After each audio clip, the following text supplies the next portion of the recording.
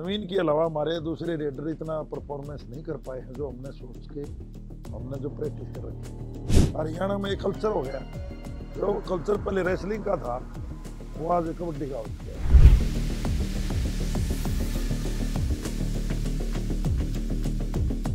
Last second में वो match हमारा था, लेकिन हो जाता है कई बार। आज का गेम और बहुत पहले का गेम जो स्टार्टिंग में था, कोच लगने के बाद बहुत घना अंतर था। दबंग दिल्ली न थकेगी न हारेगी, रामवीर सर ने बोल दिया है, मतलब बोल दिया है।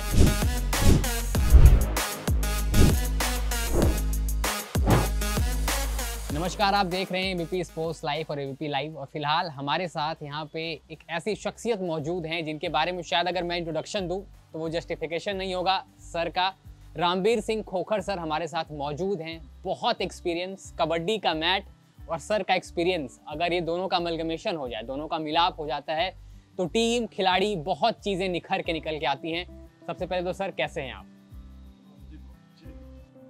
और एबीपी न्यूज़ को और उसके फैंस को मैं तो जो है ना, इसे इंटरव्यू के लिए जो आपके सामने बैठे हैं हम, जो है ना, शुभकामनाएं देता हूँ नए साल की। बहुत बहुत शुक्रिया सर। सबसे पहले तो सर ठंड काफ़ी है दिल्ली में, इससे थोड़ा सा वाकिफ भी होंगे क्योंकि जहाँ से आप आते हैं वहाँ भी ठंड अच्छी खासी पड़ती है। बिल्कुल बिल्कुल। कैसी ट्रीट कर रही है दिल्ली की सर्दी? नहीं, दिल्ली की सर्दी जो है ना हमारे लिए कोई खास मायने नहीं रखती, क्योंकि मैक्सिमम हमारी टीम वो दिल्ली के आसपास से है। दिल्ली के जो है ना 50-60 किलोमीटर के आसपास की टीम है ये। हरियाणा से लगभग बच्चे ज़्यादातर मोर देन 80% लड़के हरियाणा से है, तो कोई खास बात नहीं। क्योंकि इन दिनों में जो प्रैक्टिस का टाइम होता है ना, प्रैक्टिस का और कंपटीशन का, वो अक्टूबर से लेकर मार्च तक ही ज़्यादा होता है इस एरिया में खासकर। तो ये हैबिचुअल है, हम तो है खिलाड़ी भी और कोच भी हम हैबिचुअल है, क्योंकि दूसरे कोच भी जोगिंदर सिंह है मेरे साथ, वो अच्छे खिलाड़ी। बिल्कुल। तो सारी टीम हैबिचुअल है, नो प्रॉब्लम जी। सर, आपने कहा कि जो प्रैक्टिस का समय होता है ये अक्टूबर से मार्च तक का होता है, इसमें ठंड भी होती है, अच्छी खासी ठंड, और जिस तरीके की सर्दी पड़ती है थोड़ा सा प्लेयर्स के लिए मुश्किल भी होता है सुबह उठना, फिर प्रैक्टिस में जाना। एज ए कोच कितना टफ हो जाता है युवा बच्चों को ट्रीट करना? कई चीज़ें देखी जाती हैं कि अगर मान लो थोड़ा सा टाइम कोई किसी मेजर कंपटीशन का थोड़ा आगे ज़्यादा है, और तो हम दूसरे टाइप की ट्रेनिंग करते हैं, क्योंकि दोनों टाइम 3 टाइम भी।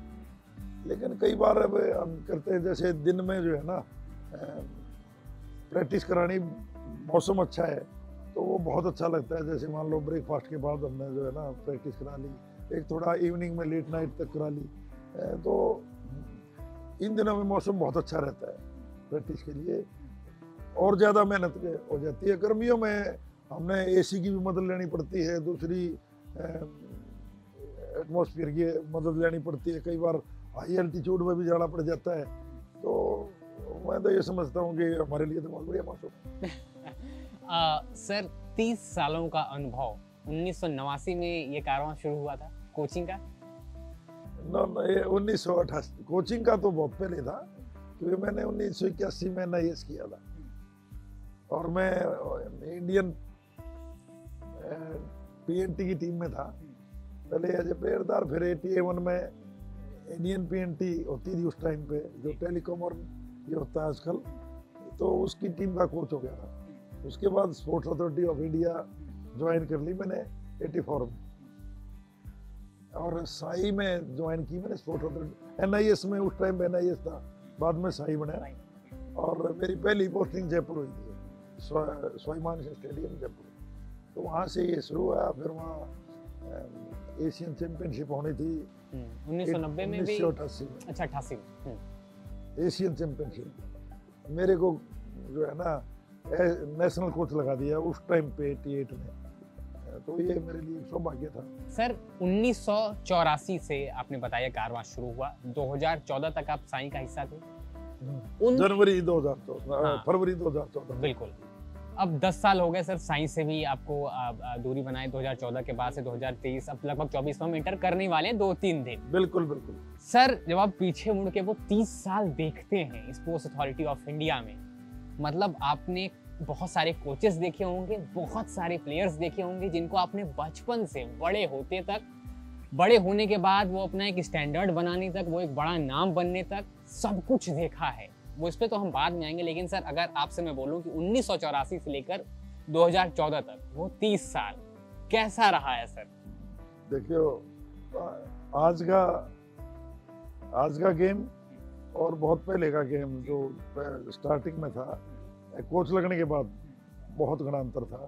क्योंकि एक तो जो है ना, शहरों में खासकर खिलाड़ी बहुत कम मिलते थे कबड्डी के, गरीब घरों से थे, उनको शहर में प्रैक्टिस के लिए लाना, क्योंकि फैसिलिटीज़ शहर में थोड़ी ज़्यादा थी, गांव में कम थी। लेकिन फिर भी जो है ना, ये प्रयास रहा कि भाई कबड्डी को डेवलप किया जाए। तो उसमें जयपुर मेरी पोस्टिंग थी और वहाँ के इंटरनेशनल फेडरेशन के और AKFI के प्रेसिडेंट भी वहीं के थे, जनार्दन सिंह जी के अलावा, वो जो जिनके स्वर्गवास हो चुके हैं, जिन्होंने कबड्डी के लिए बहुत ज़्यादा किया। तो हम उनके टच में आ गए, उनसे हमें बहुत सीखने को भी मिला और हमारे को सिखाया भी। तो हमने फिर जो है ना, शुरुआत की मिट्टी में ही था उस टाइम पे। फिर एशियन चैंपियनशिप वही जयपुर के अंदर ही 5 कंट्रियों ने पार्टिसिपेट किया था, 5 कंट्रियों में। तो वहाँ से हमने फिर अभी इसको तो बड़े लेवल पे जाना चाहिए। फेडरेशन का हमारे साथ था, कोचेज का बहुत बड़ा साथ था, और उसमें 1-2 कोचेज की जो पुराने कोचेज में आज की, उसमें जैसे आपने अभी कहा था भाई आपका बहुत बड़ा लंबा पीरियड है, तो मैं तो ये मानता हूँ मेरे साथ के तो 2-3 कोच बचे हुए हैं जो कि रिटायरमेंट के बाद ज़्यादा एक्टिव हैं। एक तो जिनसे जो मेरे कोच थे सीनियर मेरे से साई के अंदर, वो भी साई में थे, ई प्रसाद राव, वो टेक्निकल डायरेक्टर हैं इसके लीग के, और वो स्पोर्ट्स अथॉरिटी ऑफ इंडिया के अंदर कोच थे। वो बहुत ज़्यादा उन्होंने जो है ना इसमें काम किया फेडरेशन के साथ, तो उससे हम प्रेरणा मिल गई हमारे को। नटराज साहब थे हमारे कोच थे वहाँ पर NIS में, जब हमने डिप्लोमा किया। तो वो एक जो है ना कबड्डी ग्रोइंग था, खो खो और कबड्डी, लेकिन कबड्डी में ज़्यादा डेवलपमेंट दिखाई दी। तो फेडरेशन ने जो है ना दूसरे कंट्रियों में भी इसको डेवलप करने की कोशिश की, और उसका जो है ना रिजल्ट ये रहा कि वो डेवलप भी हो गया और आज सबके सामने है। तो ये एक बहुत ज़्यादा लंबा जो है ना वो था, क्योंकि मिट्टी पे दूसरा सिस्टम था प्रैक्टिस करने का। अब भी हम मिट्टी पे कराते हैं थोड़ी थोड़ी, ज़्यादा नहीं, क्योंकि मिट्टी पे कराना भी जरूरी हो जाता है। क्योंकि रोज़ लंबा अगर लॉन्ग टर्म प्लान का जो कैंप होंगे, तो उसमें रोज़ अगर आप मैट पे कराएंगे तो उसमें इंजरी के ज़्यादा चांस हो जाते हैं। थोड़ी थोड़ी मिट्टी पे भी, और फिर बच्चे भी साथ साथ जो है ना खिलाड़ी दोनों मिक्सचर करके एक अच्छा स्किल दे पाते हैं, क्योंकि मिट्टी से भी हम सीखते हैं। सर आपने बात करी मिट्टी से प्रैक्टिस की, मिट्टी पे शुरुआत करने से।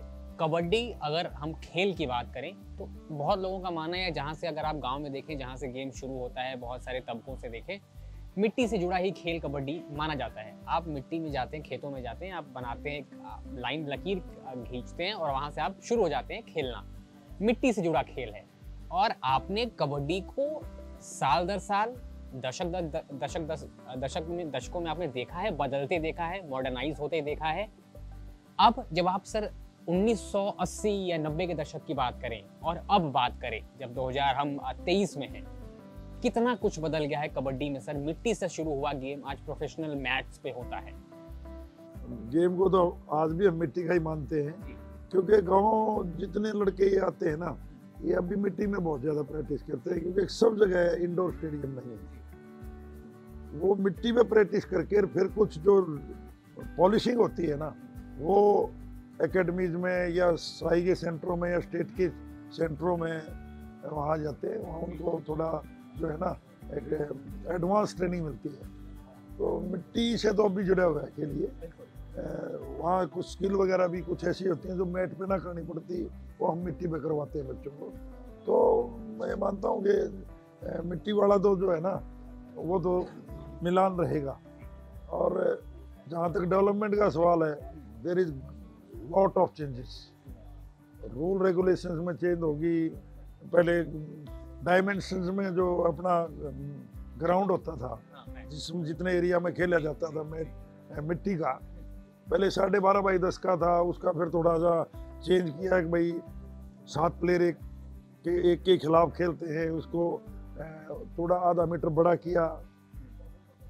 वुमेन सेक्शन का भी चेंज किया कोर्ट, जूनियर सेक्शन का भी, सब जूनियर का भी, तो ये ग्राउंड चेंज का भी और दूसरे रूल रेगुलेशंस का भी। अब जैसे प्रो कबड्डी आने के बाद कई रूल रेगुलेशन चेंज हो गए, जो AKM में भी चेंज हुए हैं। उससे क्या हो गया कि गेम फास्ट भी हो गया, फास्ट होने के साथ साथ अट्रैक्टिव बहुत ज़्यादा हो, वो अट्रैक्टिव हो गया, फास्ट हो गया और प्रोफेशनल भी हो गया। तो उससे गेम अब जाने लग रहा है। और उसमें कोचिज़ का जो ग्रास रूट से कोचिज़, PTs, गांव में सीनियर खिलाड़ी, वो जो तैयार करते हैं ना छोटे छोटे बच्चों को, तो बाबू जी अब तो आज के दिन में आपको हैरानी होगी कि बच्चे 7 साल से कबड्डी खेलना शुरू हो गए। 7 साल का बच्चा कितना होता है? 6 और 7 साल के बच्चे, हरियाणा में एक कल्चर हो गया, जो कल्चर पहले रेसलिंग का था वो आज कबड्डी का हो चुका है। तो वो होना पड़ेगा, क्योंकि कई अब तो दूसरे कंट्रियों में भी जो है ना, हम देख रहे हैं कि भाई जैसे ईरान है, चाइना ताइपे है, कोरिया है, थाईलैंड है, पाकिस्तान वगैरह, ये तो हमारे जैसे ही थे, उन्होंने डेवलप नहीं किया, हमने डेवलप किया है। तो अब कबड्डी और ऊँचे जाने लगी है। यूरोप में है, यूरोप में स्टार्ट हो गई है, अफ्रीका में स्टार्ट हो गई है। तो ये एक बढ़िया जो है ना कबड्डी के लिए अच्छा हो रहा है, प्लेटफॉर्म अच्छा मिल गया है। सर आप अपनी चाय भी इंजॉय करते रहें, क्योंकि ठंड बहुत ज़्यादा है और आपको भी ट्रैवलिंग बहुत ज़्यादा करनी है। सर करंट अगर सिनेरियो पे आए, फिलहाल करंट टूर्नामेंट पे आए, PKL 10 पे, प्रो कबड्डी लीग सीज़न 10, दबंग दिल्ली कैसी की अगर परफॉर्मेंस की बात करें, 7वें पायदान पर भी फिलहाल पॉइंट्स टेबल में टीम मौजूद है।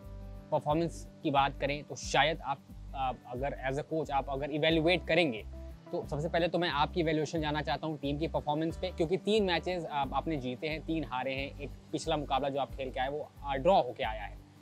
कैसी इवेल्युएशन एज अ कोच क्या मानते हैं आप दिल्ली टीम? पहले तो जो है ना, ये PKL 10 जो है ना एक बड़ा दमदार होने वाला है, अच्छा होगा। इसमें जो हमने टीम फॉर्मेशन की ना, तो टीम फॉर्मेशन हमने इस टाइप से की थी कि NYP लड़के, न्यू यंग प्लेयर, बिल्कुल। पहले भी NYP लड़के थे 4, हमने जो रिटेन किए हुए थे दबंग दिल्ली ने, और 4 लड़के हमने और ले लिए, और 3 नॉमिनेटेड, वो भी NYP यंग लड़के लिए। तो हमने ऐसी फाउंडेशन कर दी टीम की कि ये टीम इस टाइप होगी कि कई साल तक ये लड़के, और किसी भी टीम में मैं ये मानता हूँ कि दबंग दिल्ली में जो टीम खेल रही है उसमें फर्स्ट 7 में 5 NYP लड़के खेल रहे हैं।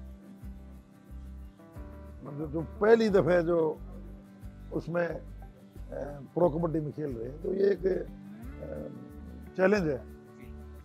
शुरू वाला जो हमारा मैच है, फर्स्ट मैच जो है, उसमें हमारा तमिल थलाई से था, थोड़ा सा नया मामला था, और उसमें बहुत अच्छा मैच चला था, लेकिन उसमें हम लूज कर गए, क्योंकि एक रेडर को, फास्ट रेडर था, वो समझ नहीं पाए, और वो टीम को, दूसरा जो जिस रेडर को मेन टारगेट किया था नरेंद्र कंडोला, वो उसको तो कंट्रोल हो गया, लेकिन दूसरे जो है ना वो वहाँ कमी रहेगी। तो हमने फिर वो और गैप किया। दूसरा मैच आया, हरियाणा स्टीलर से आया था शायद, 13 पॉइंट की लीड हो गई थी। तो एक नई टीम थी, नए लड़के थे, लास्ट मोमेंट, लास्ट सेकंड तक जो है ना, लास्ट सेकंड में वो मैच हमारा था, लेकिन हो जाता है कई बार, कंट्रोल नहीं कर पाए। ऐसे ही फिर अगला मैच पनेरी से था, उससे था अपना बेंगलुरु से था, बेंगलुरु को हमने मारा अच्छी तरह से। पनेरी से था, पनेरी में भी क्या हुआ कि कुछ तो नवीन नहीं खेला, जो कि हमारी जान थी टीम की। इवन देन अब गलती तो देखो खिलाड़ी से हो जाती है अंदर, जो प्लानिंग थे उस प्लानिंग के हिसाब से टीम खेल ली और बड़ा नेक टू नेक मैच हुआ और हम छोटे मार्जिन से हार भी गए। वो तो अलग चीज़ थी, फिर हम वो प्लानिंग चलती रही है। वो अब जयपुर के जो मैच था, जयपुर के साथ जो मैच था उसमें भी हमारी यही प्लानिंग थी कि हम स्कोर आएंगे। बंगाल के साथ भी हमारी यही प्लानिंग थी। प्लानिंग हमारी सेम थी। जैसे मान लो मनिंदर को प्लानिंग की, भाई ऐसा करना है वो करना है, 100% सक्सेस। दूसरे उनके 2 रेडर थे, 100% सक्सेस। दूसरे उनका डिफेंस था, हम पूरे सक्सेस उसी में जैसे भी था। फिर ये जो लास्ट मैच था, ये जयपुर पिंक पैंथर वाला, इसमें भी प्लानिंग बहुत गजब की थी। जिसको टारगेट किया था वो कंप्लीट सेट हो गया। बस वो नवीन के अनअवॉइडेबल सर्कमस्टांसेस क्या, वो तो भगवान का है मामला, अदरवाइज तो वो जगह चोट लगने की थी नहीं। वो मोमेंट ऐसा था, 3 प्लेयर थे, वो खाली था वो तो बिल्कुल, लेकिन वो हो गया। होता है, उसमें किसी का दोष नहीं दिया जा सकता, ये तो परमात्मा का दोष है। क्या हो गया क्या नहीं कह सकते। वो हमारे लिए एक नुकसान था, क्योंकि एक तो सुपर टैकल चला गया वहाँ, 12 पॉइंट की हमारी लीड थी, 10 की रहेगी, तो उसमें टीम पे थोड़ा सा प्रेशर आ गया। क्योंकि ये गेम ऐसा है, ये 3 मिनट में 10 पॉइंट चले जाते हैं। वो प्रेशर आ गया, वो झेल नहीं सके, इसलिए हम जीत भी सकते थे इस मैच को। लास्ट हमारे पास एक रेड बची हुई थी, अगर मैं चाहता तो उसको हमें डिसाइड भी करवा सकते थे, लेकिन क्योंकि ड्रा करवाना ही बेटर था। रिस्क होता है, प्रेशर, टीम वो बढ़ रही थी ऊपर, पहले लीड हमारी थी, फिर वो टीम बढ़ने लगी, तो उनका मनोबल हमारे से ज़्यादा था। तो इसलिए वो जो है ना, ये फिर प्लानिंग ये हुई कि भाई ड्रा ही खेलना चाहिए। सर, आपने बताया टीम की परफॉर्मेंस, हर मैचेस को बहुत बखूबी आपने एक्सप्लेन किया। अगर हम दबंग दिल्ली के रेडिंग यूनिट को देखें, आशु हैं, नवीन है वहाँ पे, मंजीत बड़ा अच्छा कर रहे हैं, मितू अच्छा कर रहे हैं, लेकिन सर एक चीज़ जो अब आगे आने वाले मैचेस में, आगे आने वाले जो अभी टूर्नामेंट्स के मैचेस हैं उसमें चुभने वाली है, वो है नवीन का इंजरी कंसर्न। टीम को कहीं ना कहीं नवीन की कमी तो खलने वाली है। नहीं, इसमें तो देखो दो राय है नहीं इसमें, क्योंकि वो तो हमारा एक जो है ना 15 पॉइंट बनाने वाला खिलाड़ी था। हम ये मान के चलते थे कि भाई 15 तो इसके लिख दिए, डिफेंस को फिर अपने आप नेचुरली सपोर्ट मिल जाता है।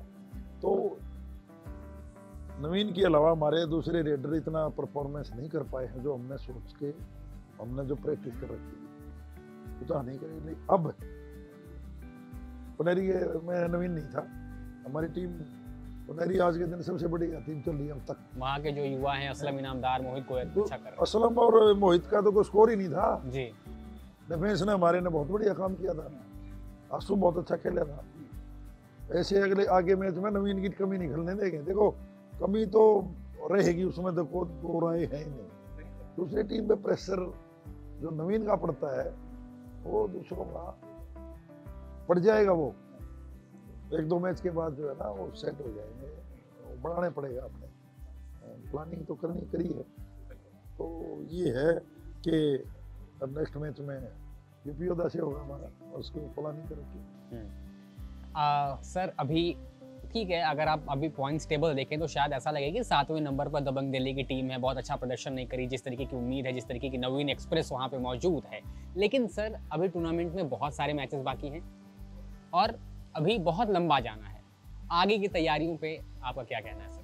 हमारा टारगेट तो पहला तो प्ले ऑफ का है, उसके बाद जो है ना हराएंगे हम, कोशिश है आएंगे। देखो सभी टीमें बराबर की, ऐसी बात नहीं है, कोई पीछे है तो वो आगे भी आ सकती है, क्योंकि ये टेबल ऐसी है। आप एक मैच जीत जाओ, एक दूसरी टीम हार जाओ, वो बहुत डाउन आ जाती है।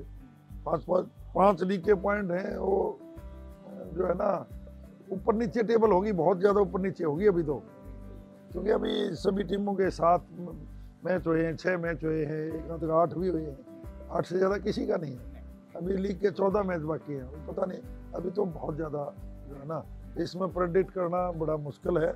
लेकिन हमारी टीम, मैं ये मान के चलता हूँ न तो थकेगी न हारेगी, जी। ये गारंटी की बात है। दबंग दिल्ली न थकेगी न हारेगी, रामवीर सर ने बोल दिया है, मतलब बोल दिया है। सर दोबारा थोड़ा सा लौटते हैं पीछे, कोचिंग पे आपके बहुत ज़्यादा अनुभव है, जैसे मैंने बताया कि आपने बहुत सारे खिलाड़ियों को पूरे थ्रू आउट द करियर देखा होगा। इंडियन टीम की अगर हम बात करें, 2018 में टीम के साथ थे एशियन गेम्स में सर आप, वहाँ पे हमें ईरान ने हराया था, एक ऐतिहासिक जीत अगर ईरान के पर्सपेक्टिव से देखें तो।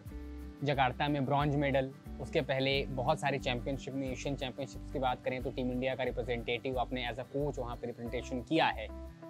टीम इंडिया अगर हम नेशनल साइड को देखें, इस बार भी एशियन गेम्स में हमने देखा पवन शहरावत वाली टीम कितनी बेहतर तरीके से वहाँ पे गोल्ड जीत के आई है। इंडिया में नेशनल कबड्डी का सिनेरियो, इंडिया में बहुत ज़्यादा प्रोस्पेक्टस है, बहुत है। जूनियर लेवल पे बच्चे, आप लोग इसमें प्रो कबड्डी भी देख रहे होंगे, सभी सारा देश देख रहा है। तो मैं तो ये मानता हूँ कि 2026 में जो एशियन गेम होगा तो हमारी टीम, 2 टीम इतने गजब की बन जाएंगी, आप किसी भी टीम को खिला लो और वो मारेंगे। जो अब की बार टाई के हिसाब से खेला गया था वहाँ, लगभग लास्ट तक टाई समझ लो। बिल्कुल बिल्कुल हाँ। लेकिन 2026 में अभी 2 साल के बाद है तो ऐसा नहीं होगा, बहुत अच्छी टीम बनेगी। 30 लड़के हमारे AKFI जो है, जो टीम को बनाती है गवर्नमेंट, फिर उसको कोचिंग का प्लानिंग देती है, तो अभी से लग जाना चाहिए उसमें, और तब जाके, क्योंकि कमज़ोर भी नहीं मानना, ईरान भी पूरी तैयारी में है, और दूसरा चाइना ताइपे वगैरह लड़कियों को खास कराने लग रहे हैं। तो क्योंकि हमारे को ये जो प्रो कबड्डी है ना, इससे बेनिफिट बहुत मिलता है। मैं एशियन गेम से पहले 2018 में प्रो कबड्डी सीजन हो गया ख़त्म, तुरंत बाद एशियन चैंपियनशिप थी ईरान के अंदर, उससे नवंबर में, 17 में, 18 में फिर ये हो गई गेम, एशियन गेम जकार्ता में। हाँ, सभी लड़के फिट थे, इतना तगड़ा परफॉर्मेंस दिया वहाँ टीम ने, बहुत ज़बरदस्त परफॉर्मेंस दिया। एशियन वही टीमें थी, सेम सभी वही टीमें थी, क्योंकि एशिया के एशियन गेम्स और एशिया चैंपियनशिप एक ही है। एक ही, बिल्कुल बिल्कुल। नाम एशियन गेम्स में भी वही टीम थी, तो वहाँ हमारा जो है ना, किसी को भी अंदर खिला दो कि वन साइड हमारे सभी टीमें। लेकिन एशियन गेम में, एक एशियन गेम्स में रिवार्ड्स वगैरह और दूसरी चीज़ें बहुत बड़ी है, वहाँ एक प्रेशर जो है ना, वहाँ एक प्रेशर बन जाता है, और उसमें एशियन गेम में भी 9-0 की लीड थी वहाँ भी, और वहाँ थोड़ा सा गलती होगी, खिलाड़ियों से भी गलती होगी, कुछ हमारे से भी गलती होगी, कुछ टीम बाउंडेशन में भी गलती होगी, क्योंकि उस टाइम पे गलती थी। सुरेंद्र नाडा और सुरजीत वगैरह ये बड़े अच्छे फॉर्म में थे, और किसी कारण इंजरी वगैरह था उनके, वो नहीं जा सके वहाँ पर, तो ये भी एक आध बार इंजरी भी एक पार्ट होता है। तो ये समझता हूँ मैं, मेरे ख्याल में यंग लड़के इतने हैं अब आने लग रहे, जो 26 में बहुत अच्छी परफॉर्मेंस देंगे, और हम एशियन गेम में हमारी गोल्ड आएगा, वर्ल्ड कप में भी, एशियन गेम में भी। जैसे हमने कोचिंग के आसपास बात की, PKL10 में दबंग दिल्ली को लेके बातचीत की, अगर कोई युवा बच्चा इस वीडियो को देखे, ये आखिरी सवाल सर आपसे, कि अगर कोई युवा बच्चा जो कबड्डी में अपना करियर बनाना चाहता है, या कबड्डी को एज अ करियर देख रहा है आगे, उसको कबड्डी की डिक्शनरी अगर हम आपको कहें तो बिल्कुल गलत नहीं होगा, उसको आप क्या उन बच्चों को, उन युवाओं को एक मैसेज देना चाहेंगे? अगर रामवीर सिंह खोखर ये चीज़ बता रहे हैं तो उनके लिए बहुत मायने रखेगी, और उनके लिए मैं तो सभी कबड्डी खिलाड़ियों को और फैंस को और दर्शकों को ये बताना चाहूँगा कि अपने बच्चों को कबड्डी में डालें, ग्रास रूट से डालें। छोटे बच्चे आजकल ये नहीं है कि भाई जो है ना, लेट का जो ट्रेनिंग शुरू होती है तो उससे लेट पे रिजल्ट आता है। पहले जो दूसरे गेम में जैसे होता है, एथलेटिक्स मान के इसको जो है ना ट्रेनिंग कर देना चाहिए, और इसका भविष्य कबड्डी का बहुत उज्जवल है। मैं तो मानता हूँ, क्योंकि मेरा गेम है, मैं ये मानता हूँ कि सबसे बढ़िया गेम है कबड्डी आज के दिन। इसमें क्योंकि इतनी ज़्यादा इक्विपमेंट्स की जरूरत, हालांकि आजकल गवर्नमेंट ऑफ इंडिया ने जो है ना स्टार स्पोर्ट्स में भी बल्कि हमारे को सहयोग करते हैं खिलाड़ियों को, टीचिंग एड्स के लिए और इक्विपमेंट्स के लिए और दूसरी चीज़ों के लिए और बाहर भेजने के लिए भी। तो आजकल किसी चीज़ की कोई भी कमी नहीं है। एक गवर्नमेंट ऑफ इंडिया की स्कीम है, खेलो इंडिया स्कीम है, उसको आप 10,000 रुपये पर मंथ एक बच्चे को जब मिलेंगे, पॉकेट मनी मिलेगी पर मंथ, और खाना पीना रहना सहना 20-20 हज़ार रुपये की किट मिलती है खिलाड़ी को ट्रेनिंग करने की। लेकिन वो करना चाहिए, ऑल ओवर इंडिया में है ये स्कीम, छोटे बच्चों से शुरू होती है और वो 8 साल तक 10 साल तक जितनी परफॉर्मेंस देता जाता है, तो मैं मानता हूँ कबड्डी भी उसमें है। तो बड़ा सौभाग्य है कि भाई उस स्कीम में है कबड्डी और उसका बेनिफिट उठता है। गवर्नमेंट ऑफ इंडिया की और बहुत बड़ी स्कीम है, वो टॉप्स बोलते हैं उसको, वो ओलंपिक लेवल को तैयार करने के उसमें 50,000 रुपये पॉकेट मनी देते हैं। बाहर आप किसी कोच से ट्रेनिंग ले लो, कुछ खाओ। अब मैं 4 महीने पटियाला था, वहाँ इंडिया कैंप लगा हुआ था वुमेन का, मैं कोच नहीं था वहाँ, ये कोच नहीं था, लेकिन मैं HPD लगाया था गवर्नमेंट ने, HPD परफॉर्मेंस डायरेक्टर उनको। तो मैंने वहाँ देखा पहली, हालांकि नई में तो बहुत बार जाते थे, लेकिन पिछले 2 साल में जो देखा फैसिलिटीज किसी भी गेम के लिए, वो इतनी हाई लेवल की फैसिलिटीज हैं, मैं सोचता हूँ मेरे ख्याल में एशिया में कहीं नहीं। तो जब ये बच्चे कबड्डी के खिलाड़ी जब ये फैसिलिटीज लेंगे, गांव में भी आने लगी है आजकल, तो ये मैं जाओ इस स्कीमों में जाओ और कबड्डी में अपना करियर बनाओ। सर जाते जाते एक आखिरी सवाल, जहाँ से आप आते हैं वहाँ खाने पीने पे थोड़ा ज़्यादा जोर दिया जाता है, दूध दही पराठे खास तौर से, और मैं बहुत बड़ा फ़ैन हूँ। अगर आप पंजाब हरियाणा चाहे कहीं भी जा रहे हैं उस बेल्ट में, पराठे अगर आपने नहीं खाए तो आपने बहुत कुछ मिस कर दिया है। ट्रैवलिंग PKL 10 में सर बहुत कुछ बहुत ज़्यादा हो जा रही है, बहुत अलग अलग स्टेट्स में। कितना मिस करते हैं वो पराठे, वो दूध दही? देखिए ये तो पक्का है कि जो है ना, हरियाणा का खाना तो दूध दही का खाना है ही, इसमें दो राय है ही नहीं। जिस भी होटल में, जैसे हम जहाँ बैठे हैं, ये बहुत अच्छा होटल है, यहाँ सब चीज़ की फैसिलिटीज़ है, लेकिन वो बातें जो घरवाली हैं वो नहीं हो पाती कई जगह। उनकी डिमांड तो हो ही जाती है। देखो इसमें किसी भी खिलाड़ी को टॉप लेवल में जाने के लिए डाइट का तो बहुत बड़ा योगदान है। मैं उसी पे भी आता आगे जी। हाँ, तो ये वो तो है, हैबिट है, वो बच्चे खाते भी हैं। और हम जाते हैं होटलों में, सबसे पहले यही कहते हैं भाई खिलाड़ियों को दूध जरूरी है, घी जरूरी है, घी अपना भी ले आते हैं वो। और जिस टाइप का वो खाना, ज़्यादा की ज़रूरत नहीं है, आइटम ज़्यादा की ज़रूरत नहीं है, लेकिन फल फ्रूट और ये तो होना ही चाहिए। बिल्कुल, यानी आप पराठे खाइए, लेकिन सर के हिसाब से सर ने बोला है डाइट करते रहिए, डाइट के हिसाब से प्रैक्टिस करते रहिए अपनी, वो नहीं छूटनी चाहिए, वो बहुत अहम है। सबसे पहले तो बहुत बहुत शुक्रिया सर हमारे साथ बात करने के लिए, ABP के साथ बात करने के लिए और टूर्नामेंट के बीच में अपना कीमती वक्त देने के लिए बहुत बहुत शुक्रिया। थैंक यू, आपका बहुत बहुत।